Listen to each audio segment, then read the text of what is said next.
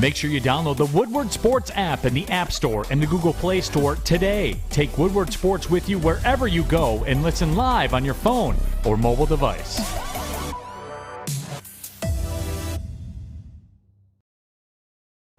All right, we are back here on the Morning Woodward Show live, woodwardsports.com. Everything seems to be all right. What are we going to do? What are you going to do? Yeah, YouTube. Are we getting a good connection now, Westfall? At least confirm before I endlessly talk into a microphone, wanting to kill myself, the fact that this is happening. But we restarted everything. I'm hoping it's all good. Westfall, can I get a thumbs up? It just did the same. It's doing the same shit? Yeah. That is unfortunate. That is really unfortunate. So buffering. What the hell?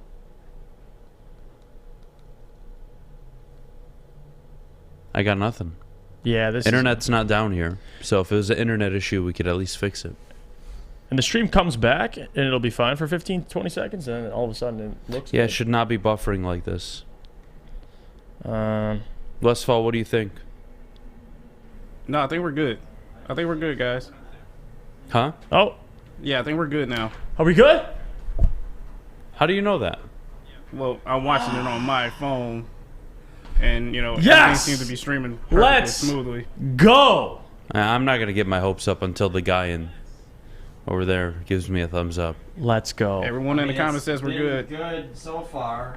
Yes. By the way, everybody who's still in the stream, you guys are real ones because we're trying to get this situated. Okay. You guys are apparently patient. we're back. Yep. Woo! So here we go. It's Fish's fault. Yeah. I don't blame know how Fish. or why, but blaming Fish. This makes no sense. But okay, here we go. Here we go. We're going to assume this is working. And what we're going to do is, unfortunately, take a break. So give us 1 minute.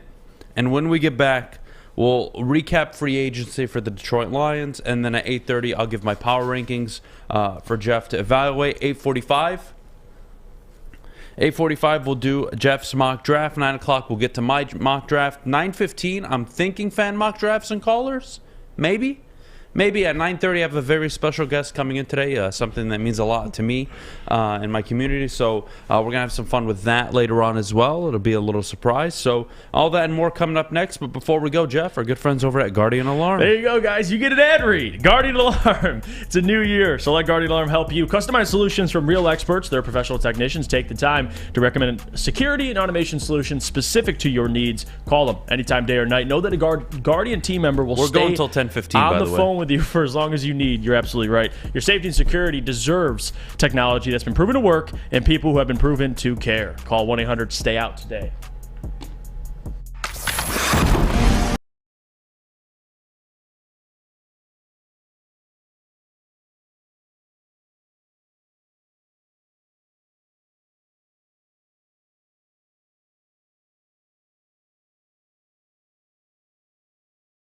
Introducing the Planet Fitness Guide to getting that post-workout glow. Step 1. What's your why?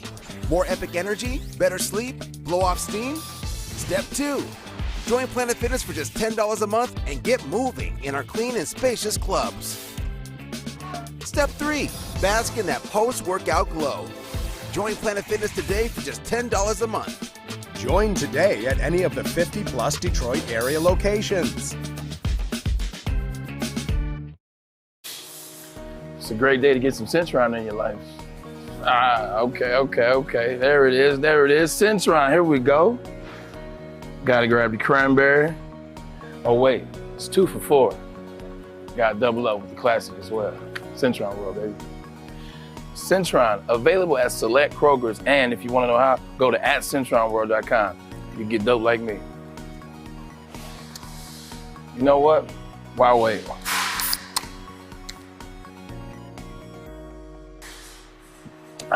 Great taste, guaranteed.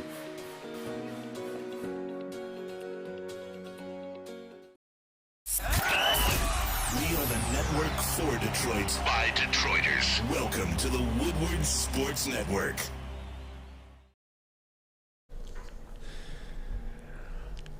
Wow. Let me tell you about my good friends over at Custom Health Centers. If they could fix internet issues, that would be great with YouTube, but that's not what they do. They help you lose weight and change your life. Give them a call, 844-789-8446. Let's get started. Let's have a show. Let's have a day. My God, what a frustrating 15 minutes. I love this comment. KingT says, I blame Jeff for thinking Lamar is better than Goff. Well, you know what? Honestly, fuck you, Jeff. Maybe take responsibility. Take responsibility for your actions. Yeah. I guess YouTube is... Phone lines are going to be open later on in the show, by the way. 313-552-6322. Start calling in roughly after 8:45, 8:50-ish. And Jeff and I will get to the callers. But recapping an eventful free agency period for the Detroit Lions, okay? It started off quiet. And then it was, Cam Sutton. And I'm going to excuse the re-signing, so be patient with me. Let's just get to the new acquisitions. It started with Cam Sutton. And when that news dropped, that was, man, that's a really good signing. Addresses a key need, a key problem with this team. Hours and a day goes by. Emmanuel Moseley signs. Whoa. The Lions are very intent on solving their secondary issues, and not just only through the draft. Changes a lot of draft strategy, draft boards, da-da-da-da-da. And then the Jamal Williams frenzy begins, and there's no real clarity on whether or not he's going to resign. And people in town would like him back, but at what price? Well, scrap that, because it was David Montgomery that ended up coming here on a 3-year deal. And it was, of course, then the re-signings. John Kaminsky, Isaiah Buggs, Alex Anzalone. Okay, cool. Bringing back players that you have continuity with. All right, we're all on the same page. Everything's looking up and up. We're looking forward to the NFL draft come April. Everything's looking great. Everybody's having good conversations, positive vibes. And then Sunday night happens. And if you're not sure what the fuck happened Sunday night, the Lions decided to completely drop a nuclear bomb on us by acquiring C.J. Gardner-Johnson on a 1-year deal, which, honest to God, nobody saw coming. Not in your wildest dreams would you have imagined him signing on a 1-year deal in Detroit. And here he is. And now you're suddenly talking about one of the better 10, 12 rosters in the NFL. Mm-hmm. And it's still young. And there's no money committed for the long term. Look at these signings. Emmanuel Moseley, 1 year. Gardner-Johnson, 1 year. Gardner-Johnson balls out this year, let's say. 25 years old. You opposed to giving him a 4-year extension? Making him one of the highest paid corners? You can technically do that. Or you can do what the Eagles have shown you can do, which is draft and sign free agents, and then when the free agents leave that are expensive, you insert rookie year 2, year 3 guy. Which I think that'll be Brad's philosophy as well. How do you not? It's because he drafts so well that, again, you're not going to be forced to pay anybody because he can just keep finding talent. Now, you're going to have to re-sign some guys, but still, I think that's the correct way to do it, how the Eagles Let me ask you guys this. Operating. Let me ask you guys this. And, Jeff, I want you to take lead here on this conversation, which is forget everything you know now. Prior to free agency, forget everything you now know.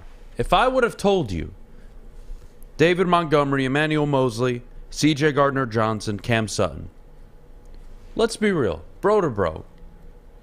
You probably would have laughed. You would have told me no chance. I am shocked by this free agency period from Brad Holmes. I was not expecting this at all. They are all in, yet they're not committed financially in the long run. So they can always retool and rebuild. They've set themselves up to honestly have one of the 5-6 best projects in the NFL. And what I mean by project is, you have a team, a roster, a coach, a development process that really isn't going anywhere anytime soon, right? The Chiefs have Mahomes. They're always going to be relevant because of him. You could argue the same for the Bengals with Burrow and Jamar Chase. They're always going to be relevant. The Jaguars project right now looks really good. You look across to you can look at the Niners. Short term, but man, that's a win now team. Well, what about the long term? Who's got it set up for the long term?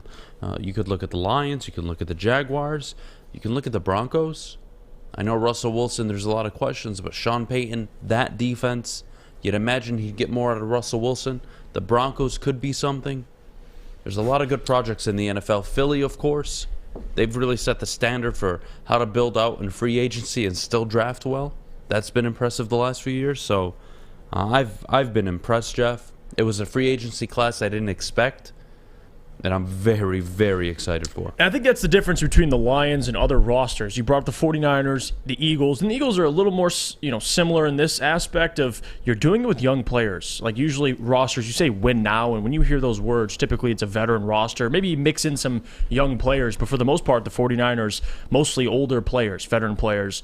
You bring up the Eagles, a lot of older players, especially the guys that they're bringing back, but they've drafted well. The Lions are mostly young players, and they have veterans at key spots, obviously at quarterback, the offensive line. Even though you have Penei Sewell in there, for the most part, it's more of a veteran group. That defensive line, extremely still young as well. So the Lions, I think the most impressive part is last year seeing from 1-6 to 8-2. Yes, the record's impressive, but they did it with young players. That's the most impressive thing. Guys that are going to be under contract for the next 4 years plus. So that's really the big difference with what the Lions are doing. I think that's why, when we talk about these things, I constantly bring up they're not going anywhere, because not only are they going to be here next year and the year after that, but they're going to continue to improve. If you're winning with a roster full of 29, 30, 32-year-olds, you pretty much know what you have. The Lions have a roster right now where you can't really put too much of a ceiling on them because we know Aiden going into his second year. I don't want to sit here and say I know Aiden's ceiling already. Kirby, we don't know how good he can be. There's a lot of players that you have yet to really know. And then you have money to spend. Brad goes out in free agency, and to answer what you said earlier, I didn't expect this at all from Brad. Not that he spent significant money, but how aggressive he would, doubling up on corner, getting another nickel, getting a safety in Chauncey Gardner-Johnson. His ability to go not only sign the right guys, but get them on a risk-free, high-reward deal, which he's been able to do. DJ Chark, Emmanuel Mosley, and now Chauncey Gardner-Johnson. It's impressive because in past years, you might be able to draft well, but you're going to botch something. Like Brad, he might be able to draft well, but maybe he overpays guys in free agency. It seems like Brad checks both of those boxes. And we talk about good organizations, the Chargers, you can bring up the Chiefs, the Bills, just organizations that have drafted well, have signed the right free agents, haven't got themselves in cap hell, and haven't been able to get themselves out of it. The Lions, with Brad Holmes, are trending in that same direction, in my opinion. I'm a savage. Whatever I want to do. Who would have thought? He's absolutely a savage. Who would have thought? Honest to God. This town has never, and I mean it, never experienced a competent, let alone excellent general manager for their football team. Mm-hmm. Look at the last three you've had. Bob Quinn. Whoa. Home run. Martin Mayhew. Wow. Matt Millen. Even better. That's been my lifetime. It's been Matt Millen, Martin Mayhew, Bob Quinn. That's the fist up my ass the Lions have given me in my lifetime. Some of you more than that. But then, after all the fisting, they've given me Brad Holmes. Whoops. I think that was me, by the way, Jeff. Now they've given you and I Brad Holmes. And he's the best. He just is. He knows how to operate. He treats the team like a business. He's not a Jerry Jones where he's going to give Zeke a contract he has no business giving him. This is about production. This is about fit. And the Lions are going to build one of the better rosters in the NFL over the next 5 years. And I don't think it's crazy to say they're going to be Super Bowl contenders within the next year or two. And just hearing that out of your mouth is like well, there's a lot of factors that play into that, but I'm talking about the roster. Right. I'm not questioning the roster at all. Now, Jared Goff's play, I don't think can be questioned at the moment. Dan Campbell's coaching, I think is still up for debate. He has to show something this year. Don't start 1-6. Don't throw away 3-4 games this year because of fourth quarter decisions. Do I think he really improved down the stretch? I do. But I don't think he's a a guarantee. Not saying he won't work. Mm-hmm. But you still have questions at least. You have a few questions, concerns, clock management, etc. But you're a lot further along in trusting Dan Campbell than I would say you would have been 7 weeks into the last NFL season. And I feel like that was kind of me with Goff as well. Like you said, you're not too concerned about Goff, and I would agree to some extent, but you saw the two different... He answered some questions Yeah, down the second stretch. half of the and season you could argue he did. for Dan as well. 8-2, Jared Goff, 15 touchdowns, no interceptions. So they both answered those questions. I think, truthfully, both of them are going to be under a microscope this year because Jared Goff is, as much as people appreciate and love Jared, and I get all that. He played really well this year, especially the second half. Got to go out and do it again. And again, you're going to have Jameson. The offense is still intact. You got Ben Johnson. So there's not really much of an excuse for him not to. Same with Dan. Roster's getting better. There's not really an excuse to start under 500. So you're going to find out a lot about those two guys. I don't mean this in a bad way. Hear me out. Please understand what I'm saying. But if I told you Dan Campbell develops into a top 8 coach in the NFL, top 8, hell, even top 10, what's the Lions' record this upcoming season? 11 wins. See, I would go 12-5. I'd be so confident. And I think Dan, yes, young. It's his first head coaching job. He's made a lot of mistakes. He showed a lot of promise down the stretch. We'll see. We'll see if he puts it together in this year. I'm not going to sit here and say I'm not confident he won't. I think he will. How do you not? Look at the roster. Look at the players. Look at the energy in the building. You have Ben Johnson returning. Aaron Glenn, down the stretch, the defense did get better. You give Goff a top 10 defense this year, you're winning 12 games. It's that simple. And you know what I've noticed too? The whole philosophy with getting former players that are now coaches. We encouraged it a lot when the Lions first did it with Aaron Glenn, Deuce Staley, so on and so forth. Dan Campbell, obviously, but now you're seeing the kind of the fruits of the labor pay off, right? With CJ, Chauncey Gardner-Johnson, with new additions, and you see the relationship that Aaron Glenn and Chauncey had dating back all the way to high school. And even Dan Campbell to some extent. All the players, newly signed players too, talking about, oh yeah, Dan, from an outsider's perspective, just looks like a guy I want to go play for. The players, former player, coach, kind of what they've been doing, it's attracting guys. And players want to play for guys like that. So again, when it was first done, we're like, okay, we'll see how this goes. Mostly all former players, it's working out in their favor. Seems like guys want to go play for coaches like that. It's the new way of the league. And that's great. But can you win games? But you got to win games. You got to win playoff games. You got to win division titles. Yeah. Those things matter. That's how you cement. That's how you mark your footprint here at this here in this town. It's not about just winning games. It's not about getting to the playoffs. But I'm telling you guys now, from today's show until the first weekend of the NFL season, anybody that wants to call in, leave a comment, DM myself or Jeff, mention us, whatever it may be. To any of you doubting what the Lions are doing right now, I think is extremely disingenuous of you. I think you're a fraud. And I think you're a liar. To doubt what this team is doing, it's undeniable. This is one of the 10 best rosters in the NFL. For this upcoming season. They almost squeaked into our top 10 last year. Just how they were playing, not as a roster. Speaking of top 10, coming up next, my top 10 list. Where do the Lions fall? Are they even in the top 10? I don't think you're ready for this. I need to see the context of your list. I have no idea, by the way. He did not show me the list. My list is based on post-free agency. This doesn't include the draft. Okay. This has nothing to do with the upcoming NFL draft, okay? I feel like you're going to throw me for a loop here. I'm going to throw you a curveball. Oh, you're not going to expect it. All right. But before we go, Jeff, our good friends over at Chili Peppers Tanning. Chili Peppers Tanning is where you'll find all the cleanest salons in the D with spotless, sanitized rooms and trained and certified tanning professionals. You can join the Pepper Club for all the best deals. They'll beat all competitors by $5. ChiliPeppersTanning.com. Hottest bulbs, hottest deals, darkest tans. Your Vitamin D headquarters, 27 locations and more on the way. When it comes to making your haircut truly an experience, there's no better place than Lady Jane's Haircuts for Men. Come to any one of our 26 Metro Detroit locations for an award-winning haircut experience and qualify for a chance to win a down payment for your dream home up to $200,000. Our precision haircut and talented stylists will have you looking good, feeling good, and give you a chance to change your life forever. Lady Jane's Haircuts for Men, open 7 days a week. Walk in anytime. It's wicked awesome. Since the dawn of moving people, Chevrolet has led the way. The world of transportation is changing. At Feldman Chevrolet, we are leading the charge forward. With every electric vehicle, every mile traveled, one Feldman at a time. The company that puts more Chevys on Michigan roads is now the #1 name for Chevy electric vehicles. The only sports network in Detroit that starts with a W.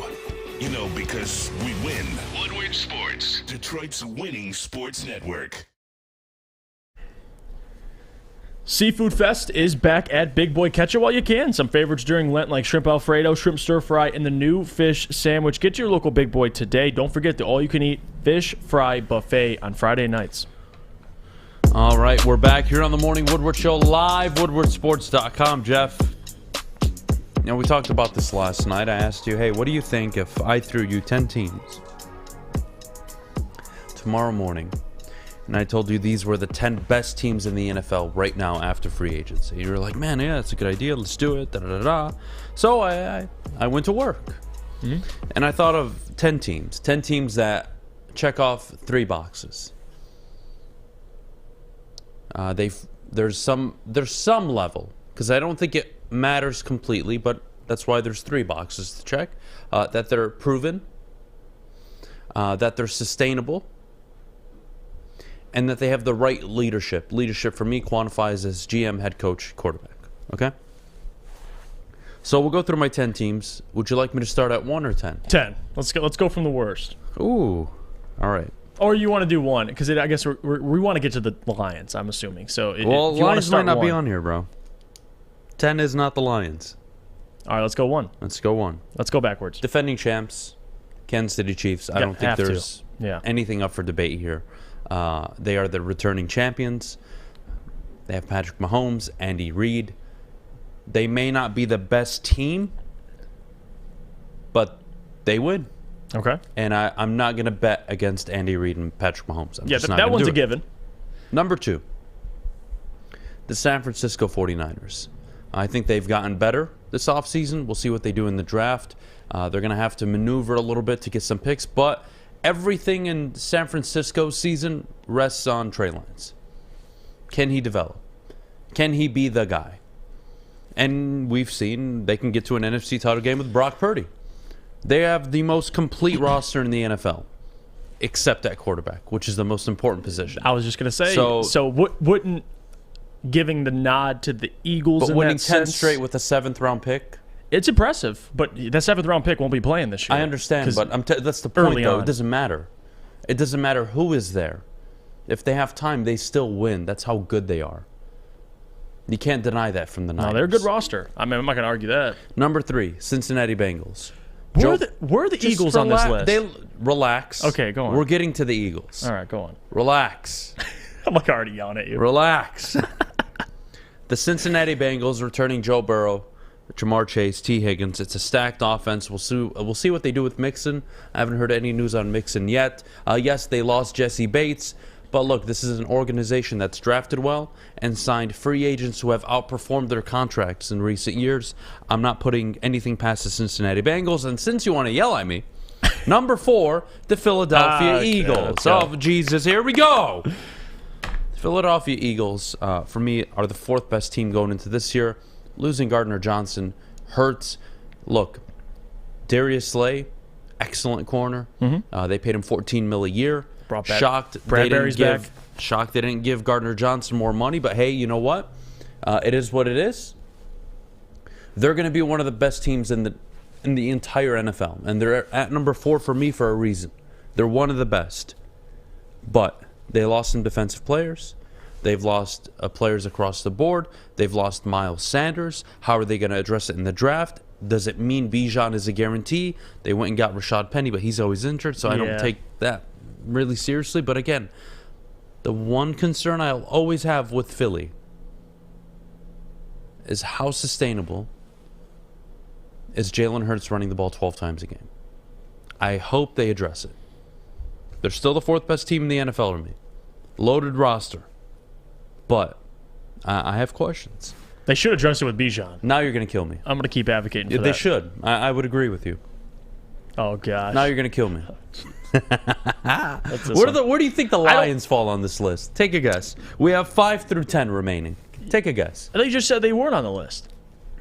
I'm asking. You keep me guessing. I would say... If you were to put them on a list, go for it. Where do you think I would put them? Where would you put them? Somewhere between 7 and 10. Okay. Well, you're going to be disappointed, Jeff. Number 5 is the Miami Dolphins. Yeah. Jalen Ramsey. Understood. Bradley Chubb on the defense. Xavier. They have one of the best secondaries in the NFL. Tua, look, the same questions I have with any team. How sustainable, how available is your quarterback? Tua is concerning. They picked up his 5th-year option. That's all great, but this is a Miami team that if Tua doesn't stay healthy, they're not going to go far. But when you want to talk top to bottom, everybody's healthy, Miami's up there with the best of them. What do I look like? Number 6, the Buffalo Bills. The Bills are a tough one for me because I've endeared myself to them. I do find myself rooting for them, oddly enough, whenever I see their games. How do you not? I think it's a fan base that's similar to Detroit. They've experienced a lot of trauma, 4 straight Super Bowl losses. Must be nice, but still, it's a good project. But Josh Allen and Sean McDermott, something's got to give this year. If Josh Allen doesn't roll back the turnovers and stops running as much, I'm getting McDermott out of town. Even if I think he's a good coach, I need an offensive-minded guy that's going to find creative ways to run the football so my quarterback isn't running the ball 8, 9, 10 times a game. Right. Putting his body on the line in a Week 4, Week 5 matchup. It's unnecessary to me. Concerns with the Bills, but I still think they're one of the 10 best teams in football. And then number 7. Number 7, I don't think you'll agree with me. I think you'll love me. Oh, jeez. Number 7. I have number 7, the Detroit Lions, as the 7th best team in the NFL right now. I was pretty good on that. 7 between 7 and 10. I have the Lions at number 7. Okay. And hear me out for 2 minutes, if you don't mind. A vastly improved secondary. They've gotten better at running back. They're returning a top 5 offensive line. They're returning a top 5 offense. They're returning Jameson Williams, Amon-Ra St. Brown. Jared Goff is coming off one of his best statistical seasons in his entire career. They're returning their OC. Their defense has gotten a lot, I would say, a lot better. Forget the secondary for a second. You've brought back some really important guys that offer you depth. Buggs, Kaminsky. I'll take it. Now, am I also in the back of my head looking ahead to the NFL draft and thinking how much better they're going to be after? I would agree. But for me, right now, the Lions are the 7th best team in football. They played like a top 10 team down the stretch in the final 10 games of the season, beating the Packers twice, beating Minnesota, beating the Giants, beating the Jets. The list goes on and on and on, toe-to-toe with the Bills. I don't think there's any team in the NFC better outside of the Niners and the Eagles than the Detroit Lions today. I only have 3 NFC teams on this list, the Lions being the last one. So you don't have the Cowboys? I do not have the Cowboys in my top 10. Is it because it's the Cowboys, or is it because you actually looked at the roster? Because I look at them and I don't think they're a top 10 team. So this is where I gotta be objective here, and I gotta play devil's advocate, because the Cowboys, you add Stephon Gilmore, Brandon Cooks to a team, especially Stephon Gilmore to a defense that was already one of the best. Aging, injury prone. Oh, okay. But Emmanuel Mosley coming off an ACL, we love him. Like C.J. Gardner-Johnson, Cam Sutton. I'm not they're too good concerned. players, but come on. I mean, you got Micah Parsons, Trayvon Diggs. Okay, who do you like better, Dak or Jared Goff? That one's a toss-up. I'm gonna be honest with you. I think it's clearly Jared Goff. If you want to go with Goff, that's fine. He has more playoff success. You can go with Goff. Who's got a better backfield? Right now, I would say the Lions. Okay, who's got better wide receivers? I would say it's only CeeDee Lamb, dude. Now they got Brandon Cooks. You're being nice. We're gonna put Jameson before he even plays a full season over Brandon Cooks. Amon-Ra and Josh Reynolds alone is better for the Lions than CeeDee Lamb and Brandon Cooks are for the Cowboys. Moving on. Tight end, I don't care about. Okay. Offensive line, who's got it better? I would say the Lions. Okay, better pass rush, you would have to say the Cowboys. Yeah, everything defense is Cowboys. Secondary, you can't say that anymore. I would say that. How? Because Trayvon Diggs, who and went from Stephon all Gilmore pro to not even a Pro Bowler, who Cam Sutton played better last year than Trayvon Diggs did in a better defense. Okay, I get Cam Sutton's a good corner, but I'm just saying I would rather have Trayvon Diggs and Stephon Gilmore if we're being real. Like if that's your no, 1 and 2, I would rather have Gardner Johnson and Cam Sutton than Stephon Gilmore, who's aging, and Trayvon Diggs, who gets burnt for 1,000 yards every year, but everybody calls him an All-Pro corner. All right, well that's fine. And this isn't more so about Chauncey. I mean, C.J. Gardner Johnson, he's fine, but whatever. You want to give the secondary to the Lions? Go ahead. That's fine. All right, fine. Because you're also, I guess you are taking into effect the safeties as well, which I like the Lions. They got Tracy Walker and Kirby Johnson. I mean, they're secondary overall. But everything but your safeties included. Got to give it to the Cowboys. It's a toss-up. And the fact that you don't even have them in the top 10, who's at 8, 9, and 10? I got to hear this. Number 8, they were a team that were top 10 preseason last year for different reasons. For this reason, Sean Payton alone, I've got the Denver Broncos in the top 10. You're giving Sean Payton a top 5 defense in the NFL. You're giving him Javonte Williams, hopefully coming back next year and having a healthy season. That's to be determined. Who knows? But this is all preseason. I don't know what's going to happen. What I'm going to tell you is they are one of the better rosters in the NFL, top to bottom. Russell Wilson, I think, will have a better year than he did with Nathaniel Hackett. Well, I hope so. I would hope so, too. Sean Payton's in town. I think wide receiver, again, they don't have the best weapons offensively, but they have potential. And I think Sean Payton will unlock it. Their offensive line got significantly better. They went and invested in it. They did. That run game, pass protection, all going to be better this year. Oh, and I'm still returning a top 10, top 5 defense. Patrick Surtain, just to name a few, by the way. So, I think Denver's a top 10 team in the NFL right now. But I'm T-Mobile. So when you said the Broncos, and I was waiting, I have a couple teams in mind I was waiting for to see if you'd say. Do you want me to round out? And then I did not expect the Broncos. Really? Do you have the Jags in here? Yes. Do you have the Chargers in here? Yes. That's the roundout. You put the Broncos ahead of the Jaguars. Yes. I guess it is the Sean Payton effect. It's Sean Payton more than anything. Yeah. But Sean Payton, look at their free agency moves. Outside of the Lions, who do you guys think won free agency? Wake the fuck up. The Broncos went and signed 2 offensive linemen. 2 of the best offensive linemen available in free agency. Jeez. Broncos upgraded at the offensive line. Russell Wilson will be more protected, which gives the wide receivers more time, which gives the running backs more holes to run through. Oh, and they're returning a top 5 defense. Yeah, I think they're going to be okay. And honestly, Broncos have a top 10 roster, Jeff. Listen, I know what you're going through right now, and I get Sean Payton. He's the big reason why you're so high on him. I did this last year with the Broncos. I got slapped in the face. Yeah, last year with Nathaniel Hackett. Yeah, it was bad. This year you can do it with Sean Payton. I think you'd be much more confident. But are they what? You had him at 8? I have him at 8, yep. 8? Yeah. I heard 8, right? Just making sure. Yeah. No, you heard correctly, bro. All right. Go, keep going. What do you got at 9? Goodness. Oh, my goodness. And number 9, I got the Jacksonville Jaguars. That division is falling apart. I could argue that the Texans actually could make a legitimate case from going worst to first next season. It wouldn't shock me, but Trevor Lawrence, Doug Peterson, that combo alone has me feeling great about this team. They're going to have Calvin Ridley lining up with Christian Kirk next year. That offense is going to be explosive. Oh, by the way, they have Travis Etienne. Yep. That offense is very good. It now depends on how good can their defense be. Can their defense really ever be top 12, top 13, top 15? Well, we'll see. They have the draft. They've spent their money. They're looking good. I'm a big fan of the Jags. And then at number 10, this one sucks. Because I didn't want to put them in here. Mm-hmm. But the Chargers, to me, are a top 10 team. By default. Yeah. I like the Chargers more than the Cowboys, more than the Ravens, more than the Steelers. The Ravens, I don't even know, by the way, if they're going to have Lamar back. And if you told me Lamar 100% is back next year and he signed a long-term deal, I would have to consider Baltimore in the top 10. I mean, you're giving me Lamar and John Harbaugh. That's a hell of a tandem. Yep. I trust it. The Steelers had a winning record last year. God bless you. By the way, Mike Tomlin, phenomenal coach. But I would agree. They're in the teens. They're a little below. We're talking 12, 13, 14, 15. Right. The Vikings, to me, are completely out of the top 10. They're falling apart. That was a team you were high on from the beginning. I love the coach. Last year, yeah. I like Kevin O'Connell a lot, but I have to be realistic here. They've gotten worse. They're going to have to pay their star wide receiver. Nothing wrong with it. He deserves it. But now they're going to have more deficiencies. Because you could pay Kirk Cousins that $38, $39 million a year because Justin Jefferson was on his rookie deal.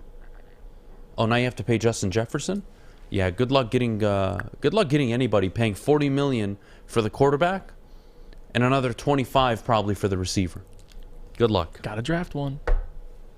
So that's your top 10. Oh, and they have a horrible defense in Minnesota. That's my top 10. Chiefs 1, Niners 2, Bengals 3, Eagles 4, Dolphins 5, Bengals 6, 7 Lions, Broncos 8, Jaguars 9, Chargers 10. So how about this? This is why I love JB, because JB's the voice of reason. JB, you heard that list. What do you think? Two things. One, Cowboys not being in it, Lions at 7, and the Broncos at 8. What are your thoughts? The Broncos is like a real surprise. It's a real surprise. I don't know if it's just you having more faith in Russell Wilson this year and Sean Payton together, but would you agree they have a top 10 defense? They do. Okay, that's fair to say. And then you could argue now that they have they just went out and signed 2 very good offensive linemen. You're going to have Javonte Williams. Who knows what they do in the draft? And yeah, Russell Wilson's going to have better protection. And let's be honest, Sean Payton is not Nathaniel Hackett. I think that counts for something. That is very true. But you're banking on the fact that somehow, some way, you believe Sean Payton can fix whatever's wrong with Russell Wilson. I don't think he'll fix. I think Russell Wilson will give you the best football he can give you at this stage of his career with Sean Payton.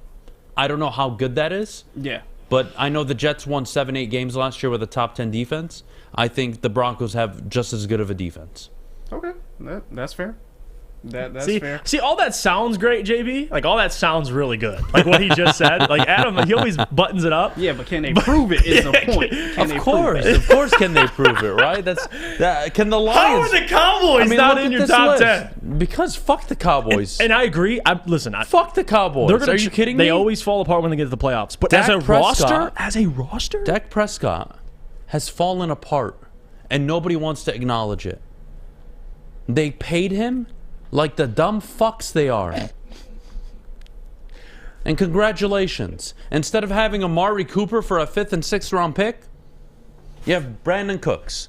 Way to go. Fuck Dallas. Well, why? Hey, you know what Dallas are really good at? They're really good at choking. Now, if you don't know what choking is, I suggest you go on Pornhub or OnlyFans and search up a 13-inch dildo going down somebody's throat. Wow. That's exactly what the Dallas Cowboys do every year. Having said that, we got to go to break. When we get back, Jeff's mock draft coming up. Jeff's mock draft coming up. I can't wait to see it. But before we go, Jeff, our good friends over at Swiss Insurance. Let me tell you about our friends over at Swiss Insurance. Be sure to check with them this week for your commercial insurance review. Swiss can make sure you have the proper coverage. Swiss Insurance. Give them a shot and you won't be disappointed. Mark at SwissINS.com. By now you know me, Christina Gennari, as the obvious choice in real estate. And you know my website, soldchristina.com, as your #1 resource for buying or selling your home. Myself, along with my amazing staff, pride ourselves on making your home buying and selling experience a relaxing and easy one. Come see why we are the obvious choice. Christina Gennari at soldchristina.com, the obvious choice in real estate. 3 NBA championships. Detroit fans were there. 11 Stanley Cups. Detroit fans were there. 4 World Series wins. Detroit fans were there. And that one Lions playoff win in 1991? Yeah, Detroit fans were there. Woodward Sports, where the fans are. All right, we're back here on the Morning Woodward Show live. WoodwardSports.com. As always, Adam, Beydoun, Jeff, Iafrate. Not tuning into the show live, well, make sure you check us out after. Wherever you listen to your podcasts, will be available. Download the podcast. We appreciate it. Jeff, give him 5 stars for wearing a hat. Give him 5 stars for losing his hair. Yeah. Give him 5 stars for the OnlyFans he's going to start pretty soon. By the way, I bought this hat specifically for my shaved head. Like, this is like my... Is that like a custom fit? No, it's just some hat. Like, there's nothing special about it. I just knew I'm gonna have to wear a lot of hats over the next couple months. Now it's getting better though. Hair's coming into place. We'll never do that again. Michigan, I have a vendetta against you now. All right, since the show is kind of out of whack, let's do your mock draft. Okay. All right, let's get to your mock draft. We'll go till about 9:03, and then we'll get to mine, and then we'll try to get this show back under wraps and in order. We'll go as long as we can. But, Jeff, 5.0. Yeah. This is the 5th iteration of your mock draft. Hit me. So I cooked a little bit. I was on my Brad Holmes when I did this mock draft. Let's see it. And I decided to trade back. And there you go. I traded back to 11. And Tennessee? You can't see the what I got for the pick, but I traded back from 6 to 11. Tennessee moved up to got a quarterback. Will Levis was there. I got the second-round pick this year and a third-round pick next year. And I took Elijah Cansey at 11. So, again, got more assets, still got the guy I wanted. I wasn't in love with anybody at 6. It was like Will Levis, Christian Gonzalez, Cansey. Decided to trade back. I still got Cansey. And then at 18, I took Brian Branch. Again, you got CJ on a one-year deal. You got Emmanuel Mosley on a one-year deal. Brian Branch is there. Even if he doesn't see the field a ton this year, he will be there for the future. So you get to address that nickel position. A guy, again, he's a jack of all trades, a Swiss Army knife, if you will. You can move him all around your secondary. Again, at 41, honestly, one of the most underrated edge rushers, I think, in this draft. He was there at 41, decided to take him. I took Cansey. I wanted to take an edge rusher in this draft, so why not Felix Uzomah out of Kansas State? And then at 48, why not? Let's get a linebacker, Jack Campbell, Adam's guy, somebody that we speak very highly of on this show. He was available. And, again, with that 41st pick when I took the edge rusher, that was the pick I acquired from Tennessee. So at 48, all right, let's do it. I could have traded both those picks and moved back into the first round. I didn't. I stayed put and took the players. Brad could do that because again, in this scenario, you have 3 second-round picks. So if you like somebody, you can move up and get them. Maybe if you like an Emmanuel Forbes or whoever it is, maybe a Trenton Simpson. But I took Jack Campbell. And then at 55, I wanted to take a corner. And I got Clark Phillips. Honestly, one of my favorite corners in the draft. Somebody that you'll be able to get a little later. Second round at 55, I got him there. And then wide receiver. This is new. Didn't take a wide receiver yet in any of my mock drafts. 6'5". A.T. Perry, 6'5" receiver out of Wake Forest to fill that DJ Chark role. And perfect wide receiver for it. You take him in the third round.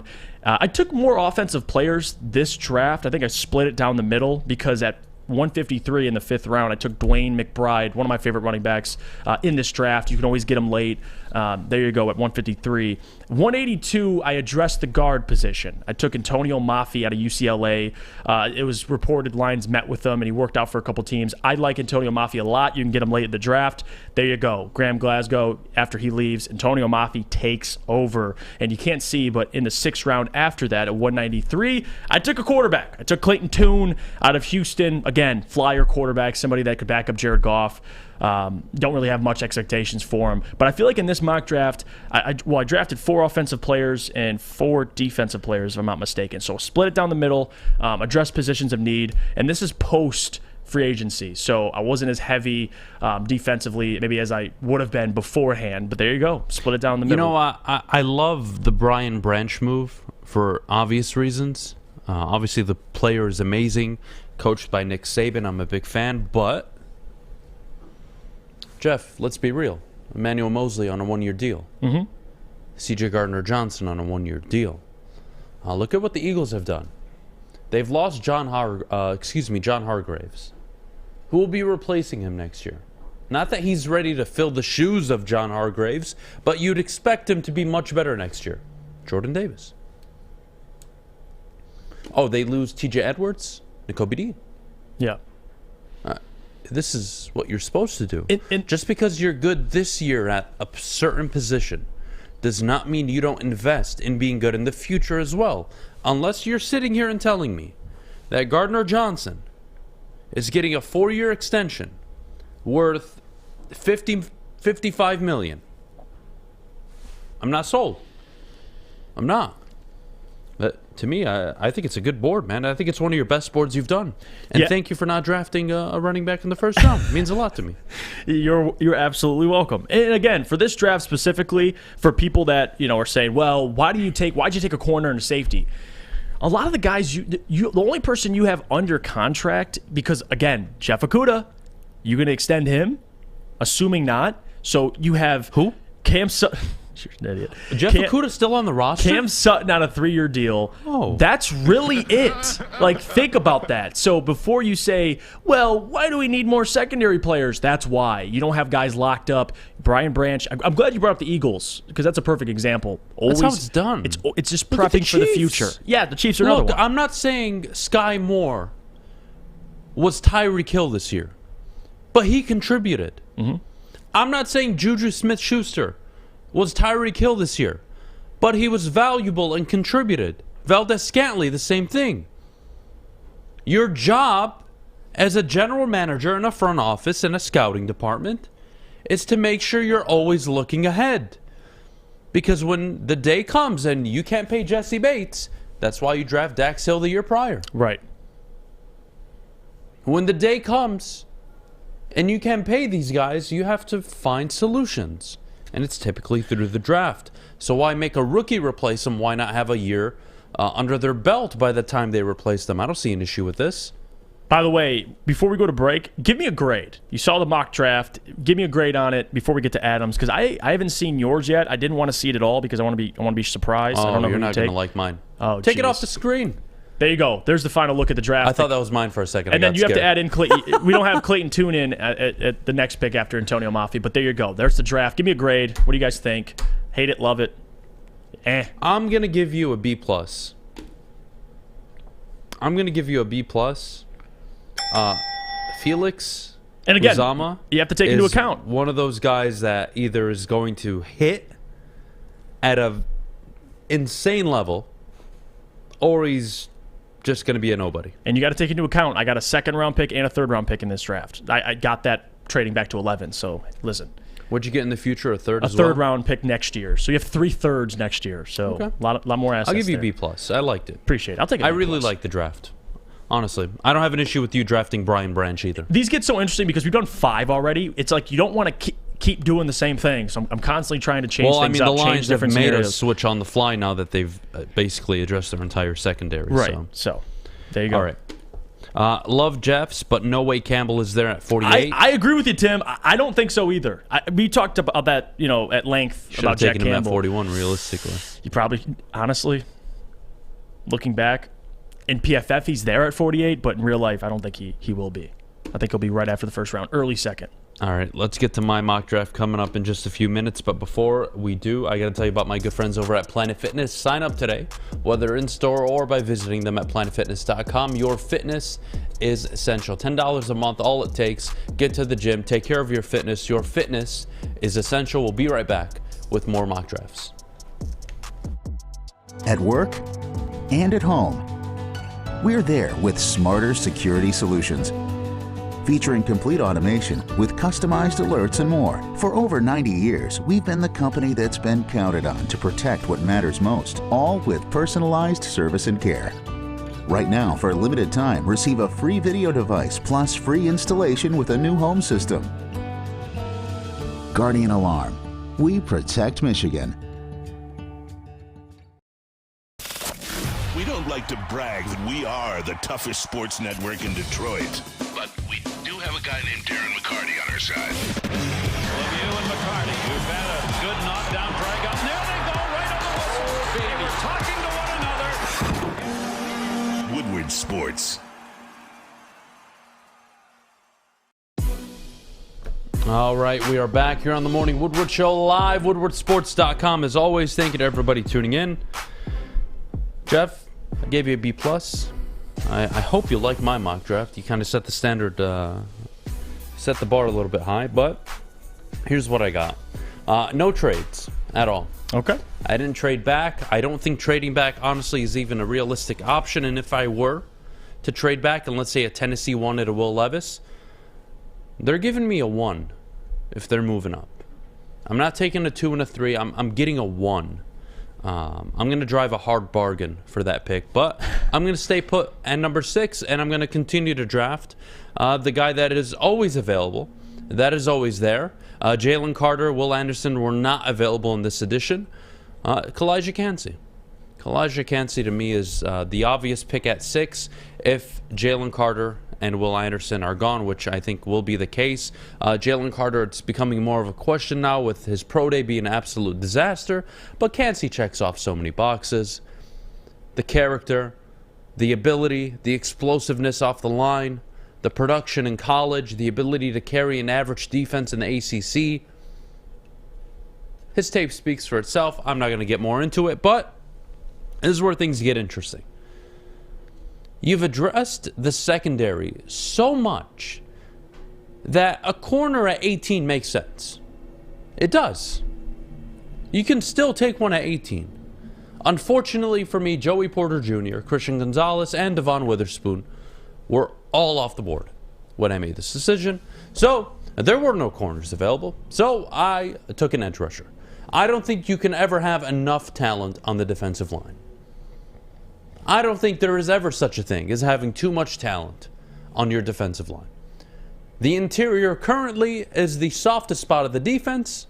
That's where I'm addressing with my first pick.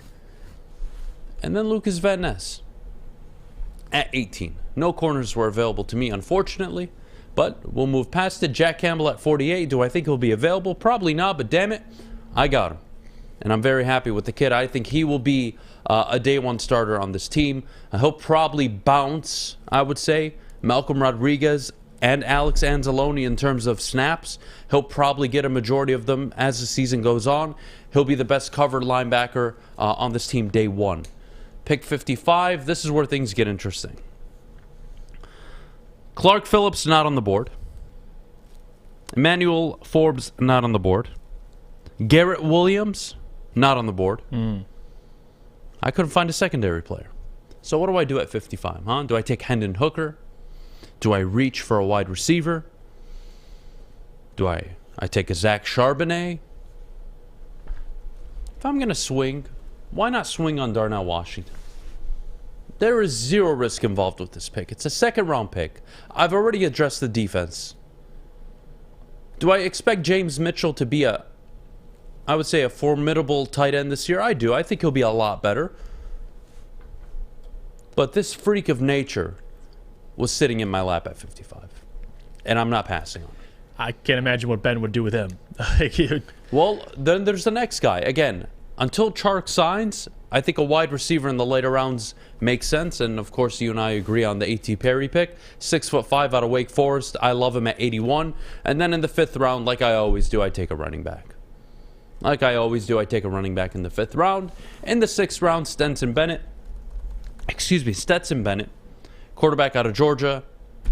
He can fight to be the backup. If he isn't any good, who cares? 6th round pick. And then I went guard. Typically Jake Moody here at 194, but I went with a guard because, again, you're still going to... how do I put this, Jeff? You still don't want to just take players just to fill needs or wants. I could use an offensive lineman. I don't mind it. But what do you think of this board? Well, before you give me a grade, walk me through my board. So I think the only, and you kind of already addressed it, but the criticism I would give is not taking any secondary players. But you kind of weren't available. Exactly. So I can't really fault you too much. Kancey, I don't mind at 6. But again, you're kind of being more realistic. For me, I traded back and got him, but you're not guaranteed to be able to trade back. So if you're stuck at 6 and you have to make a decision and you like Kancey a lot, I can't fault you for taking him at 6. So who was there at 6? Did you already say that? Carter, Will Anderson were not available. And it was Will Levis. Will Levis, Devon Witherspoon. Yeah, then yeah. That was the top of the board. I would agree with that. I don't mind it. Tight end, what do you think of Lucas Van Ness? I like Lucas Van Ness. I think that's a great pick, honestly, because even at 18, you said there weren't really any Brian corners. Branch was available, though, to be fair. So, but I did pass. But even over Brian Branch, I don't mind it. You can't never have enough edge rushers, and Lucas Van Ness could come in and immediately be better than who you have. So I don't mind it. Honestly, I like it a lot. If I had to give you a grade for it, I'd probably give you what you gave me, to be honest with you. Like, I like it a lot. Maybe there's like the criticism about the secondary thing, but maybe a B+. I'd probably give you the same grade. I wanted secondary. That was my intention at 18. Yeah. I thought for sure this would be the Joey Porter, Kalijah Kancey draft. Especially the first 3 picks. That's exactly what I was thinking. Your first 3 picks were spot on. Oh, Jack Campbell, Kancey, I love him. Yeah, Kancey, Van Ness, and Campbell. I was expecting Joey Porter to be there, but he wasn't. And what do you want me to do, make up a mock draft that didn't happen? Just didn't. Unlucky. Elijah Cansey, Lucas Van Ness.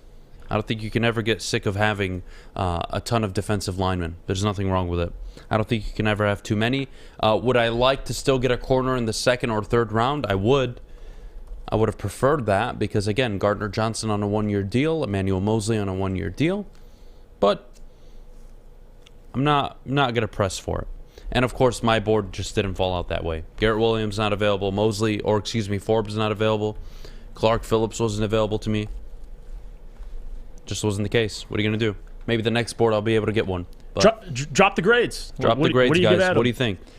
Yeah, like I said, even Darnell, I like it. I don't see a ton of mocks with Darnell in it. Who do I take at 55? Again, like, what do I do there? At that point, you're like... There's nobody in the secondary available. Nobody.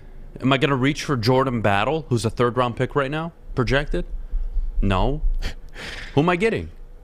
If I'm going to take a flyer on somebody, fuck it, the tight end. I'm not losing anything with that pick. D, B minus, B minus, C, B minus, B minus, B minus. B because of the Cansey reach. Again, I'm only going to ask this question as simple as I can because maybe some of you don't understand, okay? But what is the difference between drafting Elijah Cansey at 6, 8, or 9? What's the difference? He's the 13th ranked prospect according to PFF. He is the, excuse me, 1, 2, 3. He is a top 9 prospect among all field players outside of quarterbacks. So what is the difference between taking the 9th best rated, not defensive player, but the 9th best rated player in the draft, not a quarterback, at 6? How is that a reach? How? I don't think... And just for all of you that keep saying he slipped to 18 for me in the draft, it's fucking PFF, number 1. It's a mock draft. It's a simulator, okay? Number 2, I bet you any money Garrett Wilson slipped to you and Drake London slipped to you last year. Oh, wait, in the middle of the first round, and then Drake London went first. Holy shit. And then Garrett Wilson went right after. And then the receivers kept coming off the board. And Jameson Williams went 12. And Kyle Hamilton, who was a top 10 pick, fell to what, 13? Come on. Come on, guys. I'm just looking at some of these comments. If you look at the top 10 players available, not named quarterbacks, in this draft, according to PFF, Cansey's the 9th rated player overall. Hold on. What is the difference between drafting him at 6, 8, 9, or 11? I want you to address this one because Steve-O says WoodwardSports.com. I don't even know if Cansey goes in the first round. I'm not going to address it. Look, some people are fucking retards. What do you want me to do? Listen, Cansey is definitely going in the first round. Listen, there's some people that are just mentally challenged at life and football. He's the best defensive tackle behind Jalen Carter. He's probably the same person that said Malik Willis should go number 2 overall alongside Kyle Hamilton. Bruh. I can't fix stupid. Bruh. I can't fix stupid. We're going to, you know what we're going to do? By the way, thank you guys for the grades. Not many people liked it, though. Everyone's saying Cansey too small, Cansey short arms. I don't know what to tell you guys. The short arms thing, listen. He's a T-Rex. This feels like Aiden all over. Not saying he's Aiden, but Aiden's that, small arms. Kayvon Thibodeau, small arms. Aiden has small arms. Comes out and has... I just think, look, I love you guys. I appreciate you tuning in every morning. Okay, I really do. But do me a favor and go revisit last year's conversation about some of the studs that came out in last year's draft. If you want to look at literally just inside a home, you can go to the Detroit Lions with Aiden Hutchinson. Don't talk to me about Elijah Cansey like he's not going to be a top 10, top 12 pick.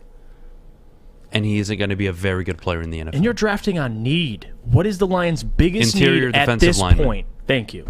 So I can't Interior hate defensive the pick. lineman. I can't, like, what are you going to take an edge rusher because you have to take an edge rusher? Unless Will Anderson's there, I don't think so. And Tyree Wilson, what do you do with Tyree Wilson? Huh? You take him? You take him at 6 just because he's rated higher? You guys, look, again, I'm down to have a conversation. Kevin Bell says, WoodwardSports.com, he says, Cansey equals Malik Willis, Adam. Sure. Sure. Kevin, no. Yeah. Malik Willis. From the top rope. Here, you wanna hear how many players are rated higher on the defensive side of the ball than Kalijah Cansey? Jalen Carter, Will Anderson, Devon Witherspoon, Tyree Wilson, Christian Gonzalez. He's the 6th highest rated defensive player in this draft. It's pretty good. good. It's a problem to draft him at 6. It's pretty good. It's a reach to draft the 6th highest rated defensive player in the draft at 6. Shame on you. The hell? Fucking Shame on idiots. you, Adam. Fucking idiots. Gabby, what do I do? Got a bunch of fucking retards in no, the chat. don't say. What do I do? No. Different word? Fucking idiots. Is that word? No, they have different opinions. They don't believe. Listen, Cansey, I like Cansey a lot. People can have their opinions on it. 6, if you think it's too high, but I take him at 11, you don't think it's too high. It's like, okay, well, what's the difference? It's 5 picks. What's the difference between 6, 8, 9, and 11? Honestly. Like, would I prefer to trade back, get assets, and take them? Yeah, but that's not always given. Yeah, and you might need to stay I wanted put. to be a woman, but then I found out it costs too much money. So here we go. That's true. Can't have Jesus, cool. JP. JP, why drop some? Come on. All right, we'll take a break. When we get back, Jeff and I will take some calls, and we'll have some fun with this. Call in and give us your thoughts on the mock drafts. Give us your thoughts on free agency, your expectations with the Lions, which, by the way, we'll revisit at 9:30. We'll have fun. We'll have fun with this. All that and more coming up next. But before we go, I got to tell you about my good friends over at Cousins Maine Lobster. Sign up today and scan the QR code. What are you waiting for? Huh? Find out where the food trucks are. Treat yourself to a delicious lunch. Lobster tacos and clam chowder soup are my go-to. If you're feeling a little fat this morning, well, order a side of tots while you're at it. Enjoy yourself. Treat yourself well. Scan the QR code or visit them at cousinsmainelobster.com. We'll be right back with more Lions Talk. Saturdays at 1 p.m. Make sure you're watching WoodwardSports.com for our new show, Chompin' Puck. He shoots! He scores! With 4-time Stanley Cup champion Darren McCarty and Michael Gentry, Chompin' Puck is taking the Detroit hockey community and giving them a voice. Pros to Joes. You'll get the best Detroit hockey coverage around. Chompin' Puck. Saturdays 1 p.m. on WoodwardSports.com. You're about to be shell-shocked. The catch of the day is in. Big Boy Seafood Fest is officially back. Join us for some of your favorites like our popcorn shrimp and pike perch platters and our classic fish and chips. This year, we've reeled in some fresh catches like our shrimp Alfredo, shrimp stir fry, and our fish sandwich. And especially, don't forget about our all-you-can-eat Friday night fish fry buffet. Every day is a fish fry at Big Boy.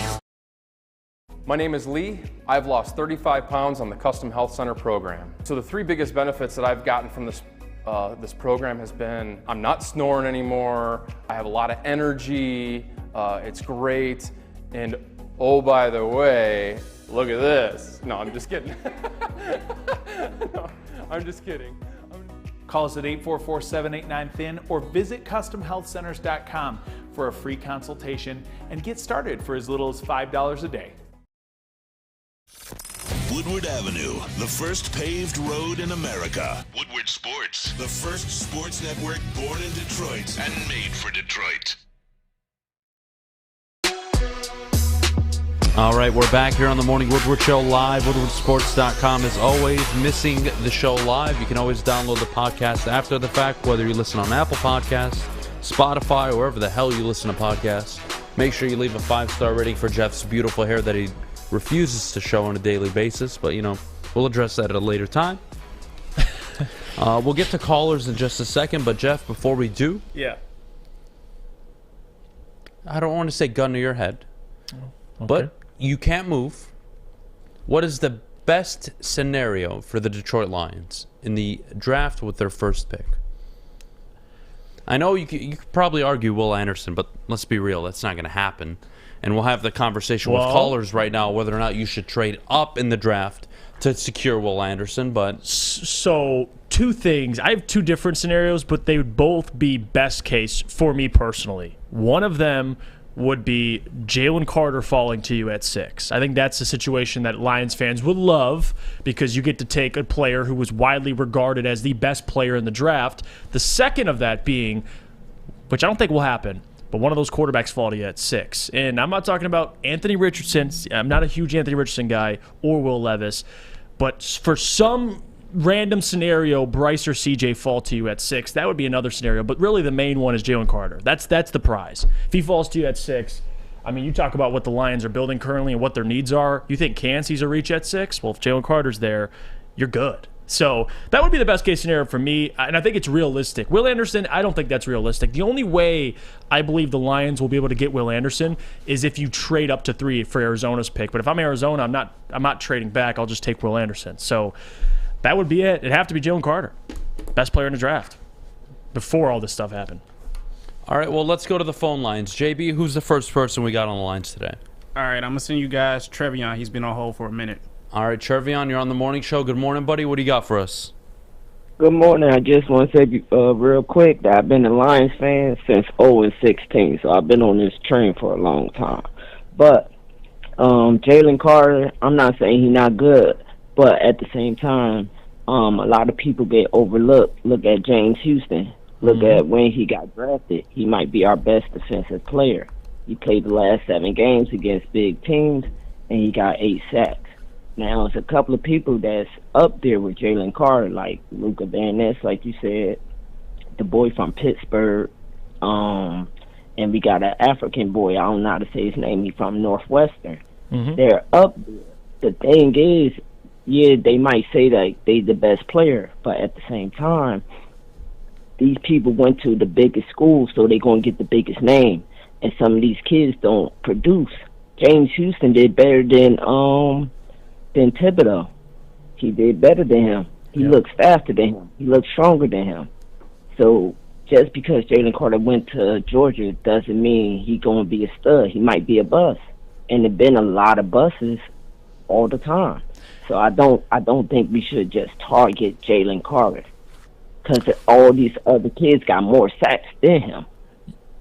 Yeah, and I can see what you're saying too. I mean, there's always guys like you look around the league, and I'll just start with quarterbacks. You would think that the best quarterbacks in the league come from the best universities in college football. It's not always the case. So to your point, that is true. But the reason why Jalen Carter is so widely regarded as the best player is because you saw him play well not only in the SEC on the biggest stage, with against better competition, but he did it dominating with talent around him. So there's a lot of things that go into that, but I think you're onto something there. Like James Houston, to your point, it doesn't really matter what college these guys go to. It's really about who you are as a player. And Brad Holmes, it seems like he can find those types of guys.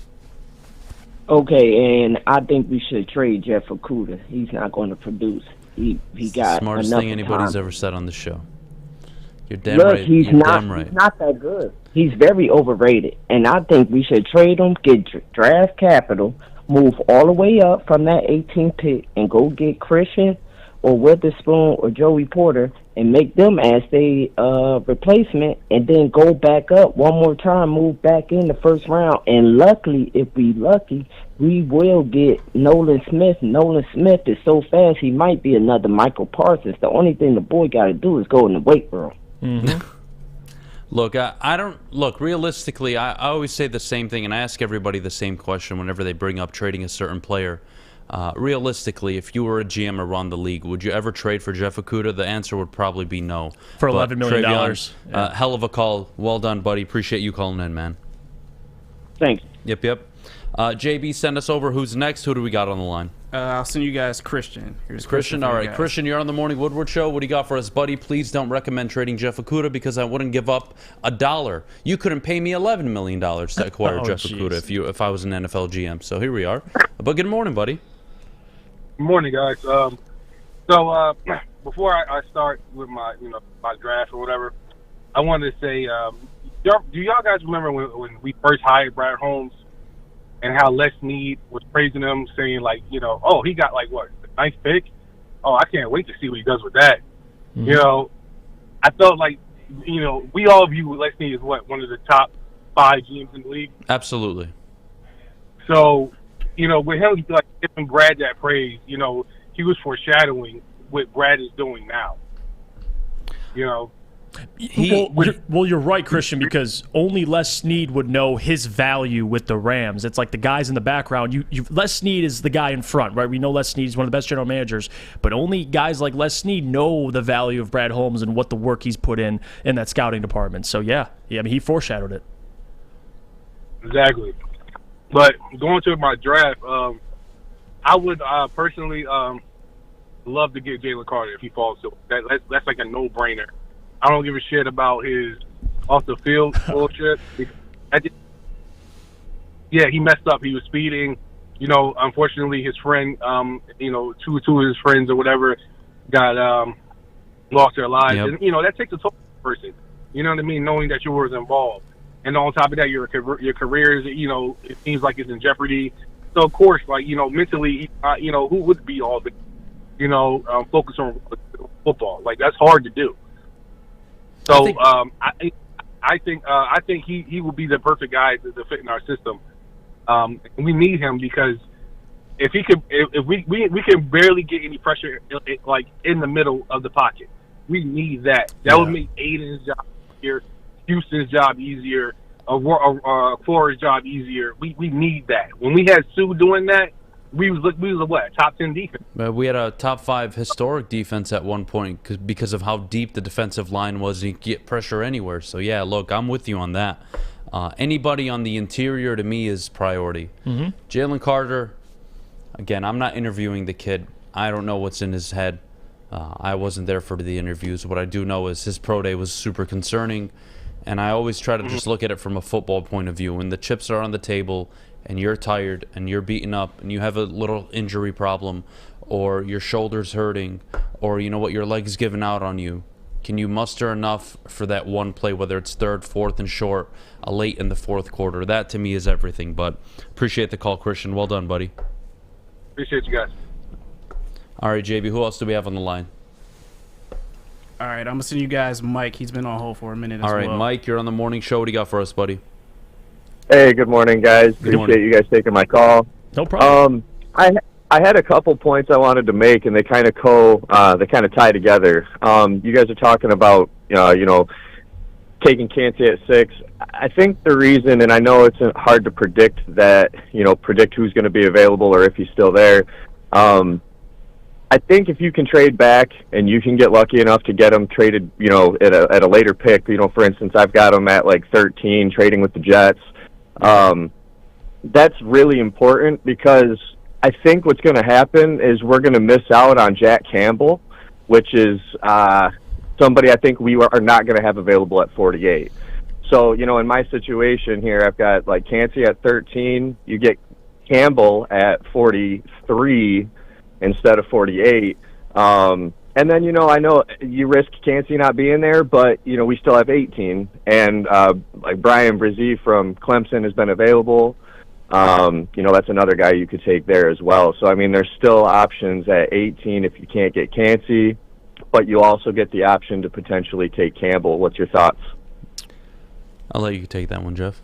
Well, it's your guys, Kancey and Campbell. Of course. No, look, Campbell's a tough one to predict right now because he's going to shoot up all the boards. Mm-hmm. He tested out better than people thought he would, which was impressive. And I'm going to be honest, it's not the deepest, most talented linebacker class. Like, you can make a case he's the best linebacker. He's probably going to be the first one off the board. And you look at the guy, he was the best cover linebacker in all of college football last season among the Power 5 schools. So, to me, Jack Campbell's a no-brainer if he's available for the Lions in the second round, but we'll have to wait and see.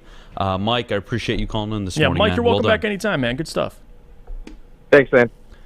All right, here's what we're going to do. We're going to take a break. When we get back, I have a very, very special person and special guest coming in to really raise awareness to some awesome things happening locally in and around the Metro Detroit area. So we'll get to all that and more coming up next. But before we do, Jeff, our good friends over at the Sports Marketing Agency. The Sports Marketing Agency helps spread awareness about mental health and substance abuse. Their new podcast, This is the S Word, helps fight the stigma about seeking help. If you or someone you know is struggling, head to thesportsma.com for more information. Love Woodward Woodward Sports? Love wearing clothes? Then you should be wearing Woodward Sports clothes. Check out our full line of merch at woodwardsports.com. Just click on shop. We have all your favorite designs, like Dan Campbell kneecaps, Beverly Hills Golf, Woodward Golf, and of course, our own logoed out merchandise. Men, women, infants, kids all love Woodward Sports. Impress your friends. Impress your boss. Impress your dog. Buy Woodward Sports merch today.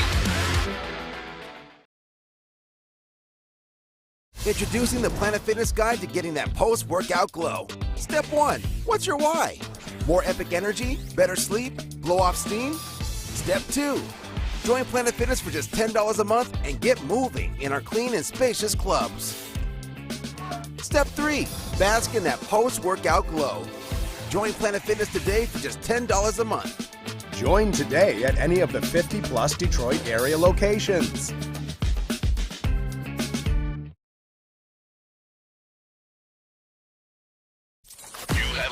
Make sure it's seen and heard. Corner, jumper. Tweet us, hop on the YouTube chat, slide in the DMS at Woodward Sports on all social media. All right, we're Bowling back. Warehouse in Hamtramck is the home of the original football bowling game. 2 to play for $12, the unlimited open play, or you can pay $120 for a lane reservation for up to 10 people. $2 mystery beer machine as well. Full bar. Go check it out. FollingWarehouse.com. All right, we are back here on the Morning Woodward Show live, woodwardsports.com. Thank you to everybody joining this morning. We have a guest in the studio today. A very, very special event. Means a lot to me, means a lot to a lot of people who benefit from it. We have Hassan, Chami, or I should say Haas. Yeah, I'll just call you Haas. Haas, we got you in the building today. You run something that's a nonprofit. It is a way for so many people to benefit locally from charities.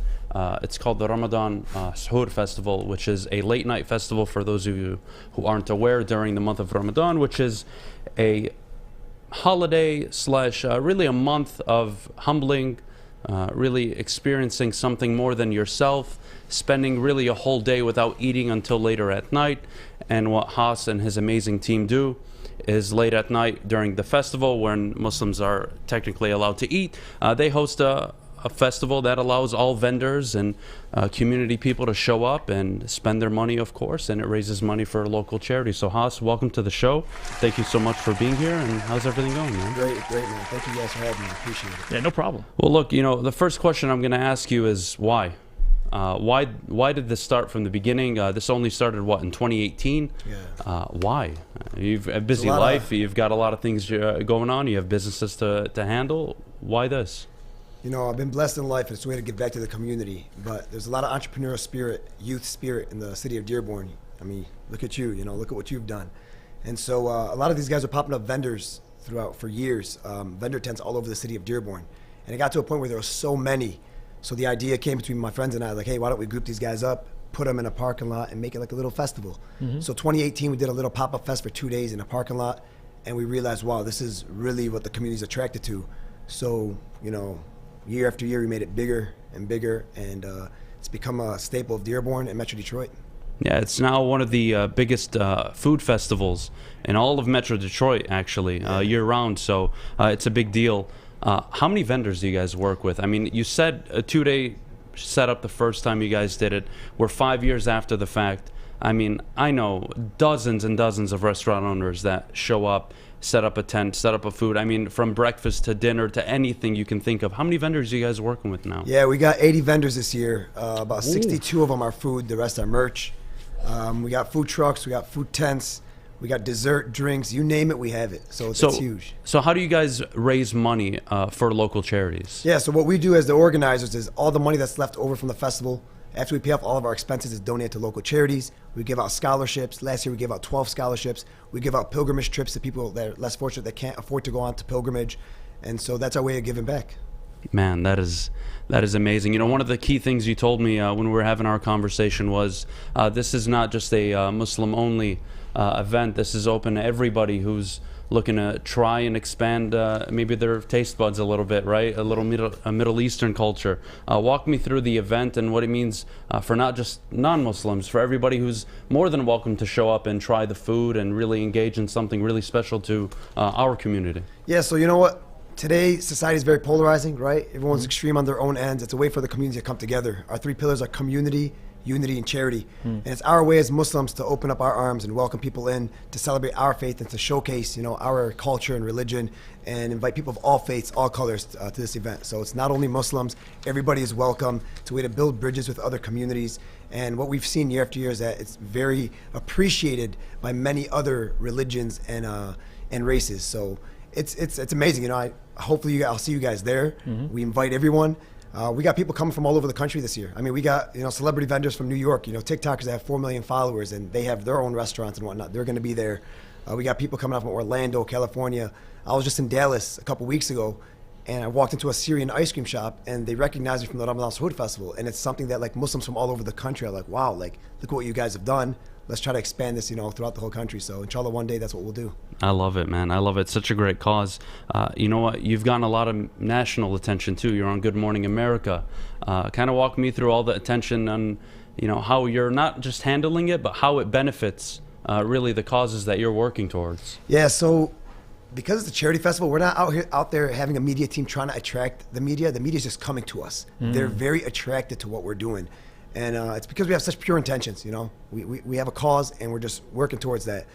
And for us, it's about finally where they're putting Ramadan and Islam in a positive light. We've post 9/11, we had it pretty rough in the media, and so this was a way for them to, put us in a positive light, and it's been very much appreciated by us and showcasing to people this is who we are, this is what we do, and it's and I really appreciate even being here, on a sports podcast, using your platform to help us, expand our platform. We really appreciate it.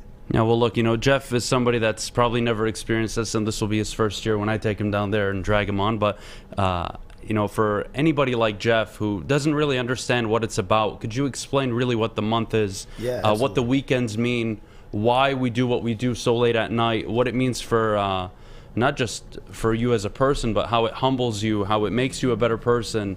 Kind of walk somebody who doesn't understand all of this. An uneducated Italian. So look, for Ramadan is not just fasting away from food. Your tongue is fasting from gossip and swearing. Your ears are fasting from listening to bad things. Your stomach is fasting from food. Everything about you is fasting. And what you're supposed to be conscious of is the sins, these small sins that you're committing on a daily routine. You're committing all these sins. You're paying more attention to that. So for us, it's like a great reset. You have these 11 months throughout the year that there's so much distraction, you're so busy, and this is a way for God to say, wait, slow your roll, humble yourself, slow down, self-reflection. It's all about self-reflection. So you should not leave the month of Ramadan the same way you entered it. You should be a different person. And year after year, especially as we get older, we begin to appreciate that more because we realize how much the world sucks out of us and we forget what we're here for, right? So that's what Ramadan is all about. And suhoor is the last meal we eat before the next day of fasting. So it's in the middle of the night from 10:30 p.m. to 3 a.m. where people can come in and get their last meal.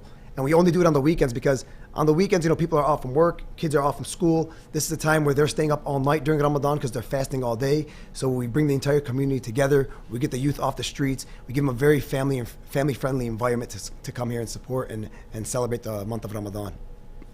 Walk me through times. You said only weekends. What will the times be this year? Where will it be located? Where can people find out more information if they want to attend? Yeah, so our Instagram, Ramadan Sahur Festival, and our website is www.ramadansahoorfest.com. We are Friday, Saturday, Sunday. We're doing 3-2-3-2. So Friday, Saturday, Sunday, Friday, Saturday, Friday, Saturday, Sunday, Friday, Saturday, starting this Friday, March 24th, for the entire month of Ramadan. 10:30 p.m. to 3 a.m. We're in the parking lot of Fairlane at the PF Chang's parking lot, and parking is free. There is a $5 admission cost. We're going to have 55,000 square feet of heated tents to keep people warm. We're going to have vendors inside of those tents, and then we also have a 45,000 square foot food truck park for the food trucks who can't fit in the tents. So it's going to be a mix of indoor, outdoor, nice hybrid. And if you're a family, up to 2 parents and 4 kids, it's $10 max. You don't pay $5 per head. Wow. So you can get tickets online or you can pay cash at the door. That's awesome. What are some of the vendors that are going to be there, food truck wise? Who's going to be there that we know that's famous? So food truck, you got many of them. You got Rafit's Falafel, you got Sammy's Fatouche Grill, the Terry Melt, Ma's Pizza, you got Hanky Panky Donuts, you got ramen. And then the tent vendors, you got so much. You got Z's Bubble Tea. You got these guys called Brick Oven Boys. Yeah. When you go there, you got to try it. Brick Oven Boys, that's on my list. That's pizza. number one on the list this year. year. Brick Oven Boys is amazing. You got, then you also got like vendors that are selling like Islamic books. They're doing exhibits. You got Muslim organizations that work for the mosques that sit there and promote good. And we've actually had a lot of Christian universities reach out to us from Grand Rapids, from Indiana, from Ohio, that are coming together as a group and connecting with other Christian universities in Michigan, coming to experience this, to build bridges. So there's so much more than food. We have live Quran recitation every day for 10 minutes. We have religious music on stage. So, it's a lot. But when you come, you'll notice the vibe is very soothing, family friendly. And you'll feel the essence of community. And that's what we're trying to build. I love it, man. I love and appreciate everything you're doing. It's amazing. You, the team, everybody working with you. When it first opened up, I remember vividly. I was in college still. Or I just left college, and that was like the biggest deal. You'd go up, stay up till 3 a.m. with the guys. You go back to the garage. You'd hang out all night, and you'd sleep in the whole next day. It's a great experience. It's fun. But Haas, thank you so much for joining us this morning. I can't wait to check it out. Yeah. Appreciate it as always. And if there's anything else you'd like to say before we head out, one last please feel thing. free. The Ramadan Food Festival behind closed doors is bigger than just a festival. To me, I take pride in being a mentor to the youth that are entrepreneurs. And one of the messages that I always spread is, supporting those around you rather than competing with those around you. And me being here aligns perfectly with the message, because you guys got like a sports podcast, right? A sports show. But we come from the same community, and you're using your platform to help grow my platform. So that's a testament to your character, and I really appreciate it. And I wish you guys the best of luck in this life and the after. I appreciate it, man. Thank you so much, brother. Thank We'll you. talk Thank soon. Take care. We'll be right back, guys. When we get back, we'll continue calls. 313-552-6322 is the number. We'll get to some Lions talk shortly after. But before we go, Jeff, our good friends over at Cintron. Cintron is the official energy drink of the Red Wings. Right now, they have an exclusive offer for Woodward sports fans and their limited edition Red Wings 6-pack. Only $15 plus free shipping. That's drinkcintron.com. You don't have to go to the beach, man. You don't have to get your butt crack full of sand. You just need a little chili peppers, man, to get that glowing beach chili peppers tan. Join the Pepper Club for all the best deals in town. Plus, they will beat all competitors by $5. ChiliPeppersTanning.com. Hottest bulbs, hottest deals, darkest tans. Your vitamin D headquarters. You just need a little chili peppers, man. Since the dawn of moving people, Chevrolet has led the way. The world of transportation is changing. At Feldman Chevrolet, we are leading the charge forward. With every electric vehicle, every mile traveled, one Feldman at a time. The company that puts more Chevys on Michigan roads is now the #1 name for Chevy electric vehicles. By now you know me, Christina Gennari, as the obvious choice in real estate. And you know my website, soldchristina.com, as your #1 resource for buying or selling your home. Myself, along with my amazing staff, pride ourselves on making your home buying and selling experience a relaxing and easy one. Come see why we are the obvious choice. Christina Gennari at soldchristina.com, the obvious choice in real estate. Get a shot up. This is for the win. All of Detroit's sports teams live on Woodward. All of Detroit's sports coverage lives on Woodward Sports. Driving the best in Detroit sports coverage. Saturdays at 1 p.m. Make sure you're watching WoodwardSports.com for our new show, Chompin' Puck. He shoots. He scores! With 4-time Stanley Cup champion Darren McCarty and Michael Gentry, Chompin' Puck is taking the Detroit hockey community and giving them a voice. Pros to Joes. You'll get the best Detroit hockey coverage around. Chompin' Puck. Saturdays 1 p.m. on WoodwardSports.com. We are the network for Detroit by Detroiters. Welcome to the Woodward Sports Network.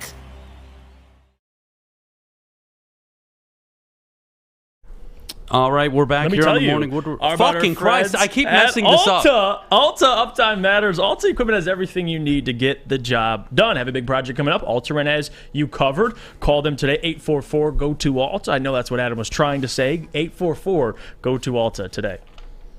All right, we're back here on the Morning Woodward Show live, woodwardsports.com. Thank you to everybody who tuned in. I appreciate it. It means a lot to me. That festival is fun, Jeff. We're going to go one night, and you just go ham on food, by the way. All the food you can think of is available. Yeah. Oh, I'll handle it's the food. best. See, he brought up two things, though, that I don't do. It's very hard for me. I know you don't. The swearing I is know. impossible. I know. Like, I can't. And the chat knows, too. I can't not swear for a month. That's impossible. That's impossible. Cleanse your tongue. I can diet and, restrict myself from certain things. So, And I give you a lot of credit because even during that period of time, you're still doing shows. You're still trying to keep that same energy. And people, no one really knows what you're actually going through during that time. It's all good, man. Sacrifice. It's all good. I would, if there was one thing I would compare it to, it's kind of. I'm not going to say it is, but it's kind of like Lent. You're giving up something for a certain amount of time. Right. We all share very similar things. But thank you guys for paying attention. Make sure you check them out. Show them some love. Jeff, phone lines are open 313-552-6322. We talked about a lot about the draft, whether it was Mike, Christian, all these guys that brought up certain aspects, certain opinions, Jack Campbell, et cetera, but guys, no one's talking about the quarterback thing. And that makes me feel really good inside because I don't want a quarterback. Oh, yeah, well, that's why me and you disagree, but it's okay. Explain to me, because to me, Jared Goff is coming off his best season in 5 years. Jared Goff has 2 more years under contract, right? Mm-hmm. So I'm not forced to pay him or do anything right now. Mm-hmm. If he goes out and wins me a division and a playoff game, why don't I extend him for 2 years? Prolong the run at a very fair contract, by the way, not $50 million a year, none of that bullshit. Yeah, this is in your world, right? Yeah. No, this is reality for Jared Goff. He's not worth more than that, okay? Moving on. The point is, why not extend the runway? Because, look, we do this every year. You're all victims of it. The reality is everybody wants to fall in love with a quarterback so badly that people like Zach Wilson get drafted. And that people like Kenny Pickett get drafted in the first round. Look, again, whether it's Richardson, Levis, we know one of them will be great. By just the statistical math of first-round quarterbacks, we know at least one of these 4 guys will be great. You're going to be the team that drafts the 4th guy. What are the odds that 3 teams make the mistake before you? Right? Why do I have to rush when Jared Goff is more than capable of winning games? He's been to a Super Bowl, again, with Sean McVay, with an elite running game, with a very good offense, with a very good defense. I know those factors matter, Jeff. But why am I going to force myself to take a quarterback at 6 when I can address the interior of my defensive line right away and move on? And if it's next year, for example, here, I'll throw you one better. If Caleb Williams was coming out in this draft, I think we're having a different conversation. Well, he'd probably go number 1 overall, but you would try to trade up to 3, no? Or number 2. Not that you could, or you would have traded with Chicago to try and get 1. Well, who knows? You're missing a key part because you have the 6th pick. You can do that. Yes, and you're right, and you won't have that next year. There right? you go. And if they win a division and win a playoff game, you'll have 20. Pick 20, but something. May I remind you that the Chiefs were able to go 12-4, trade 12 spots up, or 14 spots, I believe, get to number 10 overall and draft their quarterback. Yeah. Now, is that the anomaly? Does that not happen? Yeah, it doesn't happen often. You usually need to pick in the top 7 to get your guy. Herbert at 6, Josh Allen at 7, Lawrence and Burrow at 1. It's a tough thing to do. I would agree. It's tough to get a quarterback when you're good. But then there are the examples of the 2nd and 3rd round quarterbacks that work. The Jalen Hurts. Dak Prescott works. He's not a franchise guy, but he's whatever. And even to San Francisco's point, we don't know about Trey, but they still were able to get him in that down year. So even a team as good as San Francisco, they traded up. They had to give up a lot up to get Trey Lance, but they still were able to get their guy. So you can do it. It's just not ideal. Like that's my philosophy with this whole quarterback conversation is you have the 6th pick, and given I'm not going to take one to take one. That's why me and Maz disagree, and we go back and forth in the office. I want a quarterback, but I'm not settling on Will Levis or Anthony Richardson. I'm just not. Now, if Brad Holmes takes either of them, we're going to wait and see. But off the rip, the only 2 quarterbacks I'm willing to take are Bryce and C.J. Stroud. I don't think they'll be there. But if they are, more so C.J., because I don't think Bryce will be there, you take them, in my opinion. Because next year, if you're going to be as successful as we all think you're going to be, as the Lions. Well, can I ask you something? You're picking in the 20s. Are you in love with Anthony Richardson? No. Are you in love with Will Levis? No, but I can see why a team would take Jeff, him. I'm talking to Jeff, not anybody else. Yeah, I'm in love with C.J. Stroud and Bryce Young. They're gone. Okay, then I'm not taking a quarterback. So, I'm just saying, if one of those two guys are there... But this is the last year to take one. But I don't believe that, because I can move heaven and earth if I have to, given I have all my rookies under contract. My core is under contract. I'll have to re-sign Penei Sewell, Amon-Ra St. Brown, sure, coming up in a little bit. I have Cam Sutton under contract for 3 years. I've got C.J. Gardner-Johnson, who, if he has a good year, maybe the Lions want to reinvest in him. Who knows? And that's also the thing you mentioned, and you kind of said it, and I don't think you noticed. You said it, you're like, well, Jared Goff has best season in 5 years. Yeah. That's why I'm trying to figure this thing out, because I'm not banking on 3 consecutive seasons of Jared doing what he did last year. He could, but I'm not going to sit up here. I'm not putting my name. I would bank on it because you I know. Okay. Because I know that during Jared Goff's final stretch of games with the Rams, Cooper Kupp was out with an ACL injury. They had no wide receiving core. Their offensive line was falling apart, and Todd Gurley's knees were done. Still had Sean McVay calling plays. And they had Sean McVay in a defense. But, again, that didn't fix all their problems. They upgraded with Stafford. He compensated for those offensive line and run game issues, and they won. Kudos to them. And they wouldn't have won with Goff, in my opinion. Yeah, I would agree. But they probably still would have made the playoffs and won the division and won a playoff game or two. True. So, again, I'm not thinking Super Bowl for the Lions right now. I think that is such a far-fetched thing to do. Build a contender that can compete for a Super Bowl. That's where you start. And by building a contender, it means you win your division, you win playoff games, you get to championship games. And then we can talk about, hey, is Jared Goff the problem? Is he preventing you from getting to the Super Bowl, let alone winning it? And I don't want this to get twisted now, because this is the problem with even throwing 1%, one little smidge of any criticism towards Goff. Apparently you hate him. No, I don't hate Goff. If you tune into the show, me and Adam have talked, since last year, I've always defended Goff, but you also have to be realistic, and you got to be at least looking in the future, right? I can like Goff. Goff's fine. We both don't mind Goff. But are you paying Goff? Right? That's the question. Well, again, I'm going to get it my way. Because when I talk to you, it's under my circumstances. Right. 37, 38, 40 million at most on a 3-year extension, 2-year extension where I have a 3-4 year vacuum. Right. And I have an out also where I can treat him like Alex Smith. Yes, that's my ideal scenario. I don't want to force myself to take a quarterback here because I don't love any of them. And the ones that I kind of like more than the others are going first and second overall. So what do I do? Right. It's like I'm cool with Goff. Do I believe Goff can win a playoff game? Yes. Do I believe Goff can win a Super Bowl? He made it once, but I'm not going to say that. I think he can win a division. I think he can win you a playoff game. But there's going to be a point where, and we're getting there now, Adam, where this roster's improving, and you're going to start looking at the quarterback. Yep. That's what good rosters do. Well, now the quarterback's not the issue because he played well. But once you have those expectations, make an NFC title game, and you fall short.